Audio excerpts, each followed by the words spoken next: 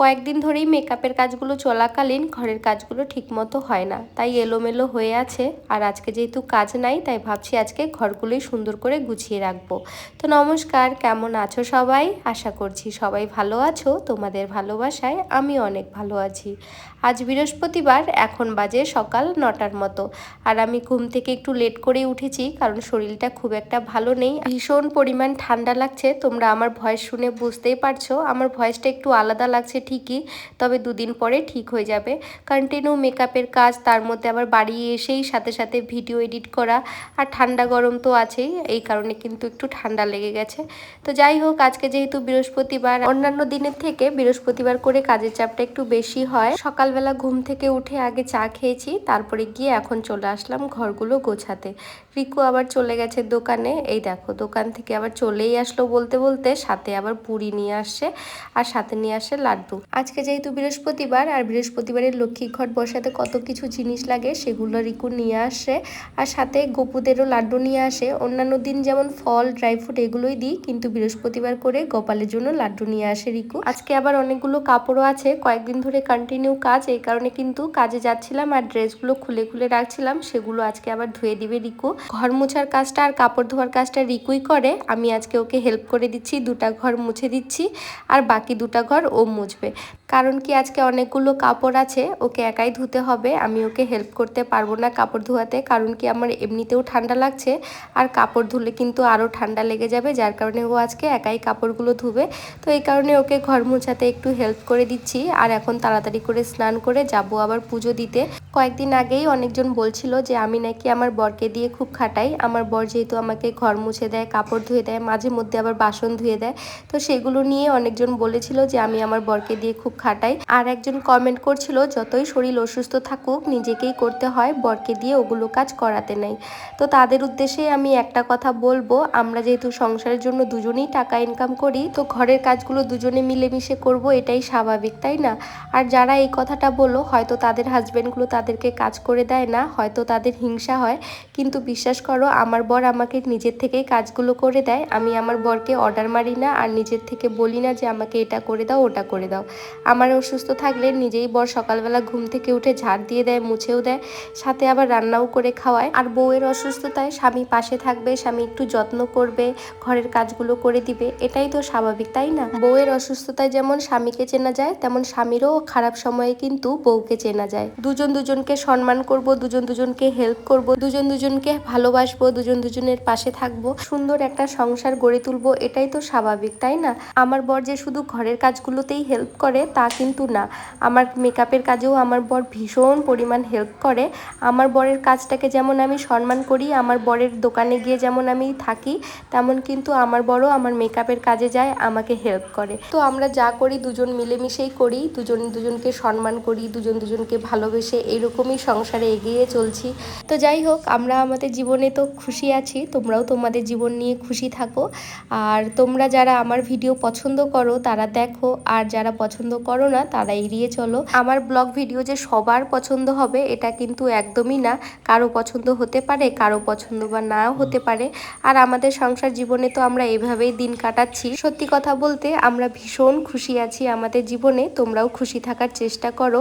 পুজো দিতে দিতে অনেকটা বেলা হয়ে গেল। তোমরা তো জানোই বৃহস্পতিবারের দিন একটু কাজের চাপটা বেশি থাকে, আর তার মধ্যেও পুজো দিতে দিতে কিন্তু 1-1.5 ঘন্টা লেগে যায়, কারণ গোপালকে স্নান করাই, কাপড় চেঞ্জ করে দিই, তার লক্ষ্মী ঠাকুরের ঘট বসাই, আর তার মধ্যে আবার ধুনাও ধরিয়েছি আজকে। ধুনা খুব একটা পছন্দ করতাম না মেয়েবেলায়, আর এখন ধুনা ছড়াতে যে আমার কি ভালো লাগে, মাইন্ডটা ফ্রেশ হয়ে যায়, আর ঘরগুলোও না কেমন একটা ফ্রেশ ফ্রেশ লাগে।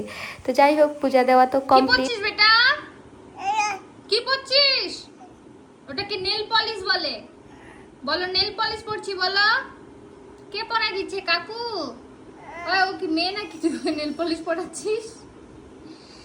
কে পড়াই দিচ্ছে? কে পড়াই দিচ্ছে বেটা? কাকু? কাকু নেল পলিশ পড়াই দিচ্ছে? চলো পূজা দেওয়া তো কমপ্লিট, আর এখন প্রসাদ খেয়ে চলে যাব আবার রান্নাঘরে। তার আগে রিকু যে পুরিগুলো আনছে সেগুলো আগে খেয়ে নিব। আজকে যেহেতু নিরামিষ, এক তরকারি ভাত রান্না করব, আর শরীরটাও বেশি ভালো লাগছে না, আর অনেকগুলো ভিডিও পড়ে আছে এডিট করতে হবে। কয়েকদিন ধরে ব্লগ ভিডিও দেওয়া হচ্ছে না। তো যাই হোক, আজকে ভিডিও এডিট করব এক তরকারি ভাত রান্না করে। আর পুরিটা ঠান্ডাই হয়ে গেছে, সেই সকালবেলা আনছে আর এখন আমি গিয়ে খাচ্ছি। সত্যি কথা বলতে পুরিটা ঠান্ডা হয়ে গেলেও তরকারিটা ভীষণ টেস্টি ছিল, একটু বেশি করে ঝাল দিচ্ছে, আর জ্বরের মুখে খেতে না বেশ ভালো লাগছে। যাই হোক, একটু খাওয়া দাওয়া করলাম কি না, এখন চলে আসলাম বাসন ধুতে। খাওয়া দাওয়া করে সাথে সাথে বাসনগুলো ধুয়ে রেখে তারপরে আবার রান্না বসাবো। ওইদিকে কিন্তু ভাত আলু সিদ্ধ হয়ে গেছে, আলুটা সিদ্ধ করা আছে, কয়েকটা সোয়াবিনও ভিজিয়ে দিলাম। ভাবছি আজকে সোয়াবিন আলুর তরকারি করব। অনেক দিন আগেই সোয়াবিনগুলো আনছে, সেগুলো আর রান্না করাই হয় না। আর সবজি তো রিকু খেতেই চায় না, এই কারণে খুব কম সবজি বানাই। তো ভাবছি অনেক দিন ধরে সোয়াবিনগুলো পড়ে আছে, এগুলো বানিয়ে নিই। তো আলুটা আবার সিদ্ধ করে দিয়েছি ভাতের সাথে, এখন লবণ আর হলুদ দিয়ে ভেজে নিলাম। আর ওই তেলেই সোয়াবিনগুলোও এবার ভেজে নেব লবণ হলুদ দিয়ে।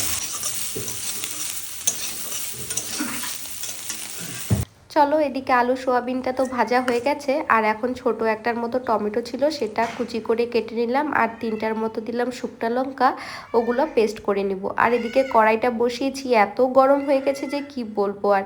তো ফোড়নে দিলাম তেজপাতা, শুকনো লঙ্কা আর জিরা, কুচি করে কেটে রাখা পেঁয়াজটাও ওতে দিয়ে দিলাম, আর দিলাম 2টার মতো কাঁচা লঙ্কা ছিঁড়ে।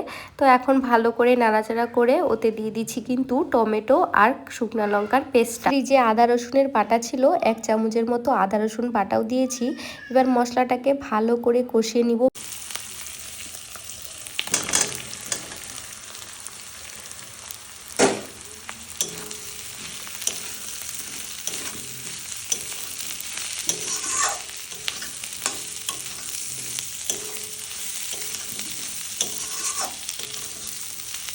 মশলাটা থেকে কিন্তু তেল বেরিয়ে গেছে, এই কারণে ভেজে রাখা আলু সোয়াবিনটাও ওতে দিয়ে দিলাম, একটু নাড়াচাড়া করব। আর তারপরে জল গরম করতে দিলাম। আলু সোয়াবিন ভালো করে ভাজা হয়ে গেছে, এবার গরম জলটা ওতে দিয়ে দিব, একটু বেশি করে দিব। যে সিদ্ধটা বাকি আছে সেই সিদ্ধটাও তাহলে হয়ে যাবে। আর একটু বেশি করেই ঝোল করব, যেহেতু এক তরকারি ভাত। ওই রিকু, ওই ওই ভাত খাবি না? ভাত ঘুম পাচ্ছে পুরো, দাঁতা ব্যথা হচ্ছে। ভাত কখন খাবি? পরে খাবো একটু। কাপড়গুলো ধুয়ে সাথে সাথে স্নানও করে নিয়েছে, আর এখন একটু রেস্ট করছে। আমি ওকে ডেকে বললাম, তো ও এখন খাবে না, একটু পরে খাবে, এখন নাকি একটু ঘুমাবে। কয়েকদিন ধরে যা কাজের চাপ, আমার মেকআপের কাজের সাথে সাথে ওর আবার হার্ডওয়্যারের দোকান, ওরও শরীরটা ক্লান্ত হয়ে গেছে জানি, কিন্তু তারপরেও মুখ ফুটে বলবে না। ও যেহেতু ছেলে মানুষ আর আমরা মেয়ে মানুষ, আমরা কিন্তু প্রকাশ করতে পারি, ছেলেরা কিন্তু প্রকাশ করতে পারে না। তো যাই হোক, আমরা এদিকে চলে আসলাম এখন ছাদে। এখন প্রায় 2:30-3টার মতো বাজে। আজকেই শুকাবে না জানি, তারপরেও মেলে দিচ্ছি। এগুলো একটু জলগুলা ঝরবে আর উঠিয়ে রাখবো, কালকে আবার মা বের করে দিবে, কারণ কালকে আমাদের আবারও মেকআপের কাজ আছে। পাতলা পাতলা কাপড়গুলো তো শুকিয়ে যাবে, বেশিরভাগ আমারগুলাই শুকাবে, রিকুরগুলাই শুকাবে না, কারণ রিকুর জিন্সগুলো এত মোটা যে কি বলবো। আর এগুলো তো আমি ধুতেও পারি না, আর এখন শুকাতে দিচ্ছি তাতেই এত ভারী লাগছে। ওর শার্টগুলো টি শার্টগুলো ধুয়ে দিতে পারলেও জিন্সগুলো আমি কখনোই ধুয়ে দিতে পারি না, কারণ ভীষণ পরিমাণ ভারী, ভিজালে তো আরোই ভারী হয়ে যায়। আর আমাদের আম গাছটা দেখেছো পিছন দিকে, আগেরবার কত আম ধরেছিল, আমি ছাদ থেকে আম তুলতে পারছিলাম, এবার না হাওয়াতে সব আম ঝরে গেছে, কয়েকটা শুধু আছে। যাই হোক, রিকু আবার ঘুম থেকে উঠে ছাদে আসলো, আর এদিকে দেখো এসে দেখলো একটু জঙ্গল হয়েছে গাছগুলো, সেগুলো আবারও পরিষ্কার করে দিল সুন্দর করে। আমি আবার ছাদে একটা লেবু গাছ কাটছি, সেই লেবু গাছে আবার লেবু ধরেছে, দেখে বেশ আনন্দ হচ্ছে। মাও কাটছে সাথে, মারটার আবার হয়নি, আমারটার আবার লেবু ধরেছে। চলো, কাপড়গুলো তো শুকানো হয়ে গেল, এখন একটু খাওয়া দাওয়া করে রেস্ট করব। রাতে আবার একটা বিয়ে বাড়ি আছে, সেখানে যাব। আর দেখো কাণ্ড, ভাবছিলাম আজকে কাজ নাই, একটু রেস্ট করব, দেখো আজকেও আমার কাজ চলে আসছে। এই দিদিভাইটা আমাদের দোকানে এসে বলছিল আমাকে পার্টি মেকআপ করে দিতে, যেহেতু আজকে আমার কাজ নাই এই কারণে কাজটা নিলাম। চলো তাহলে আজকের ব্লগটা এখানেই শেষ করি, ভালো লাগলে লাইক কমেন্ট শেয়ার করো, টাটা, ভালো থেকো সবাই।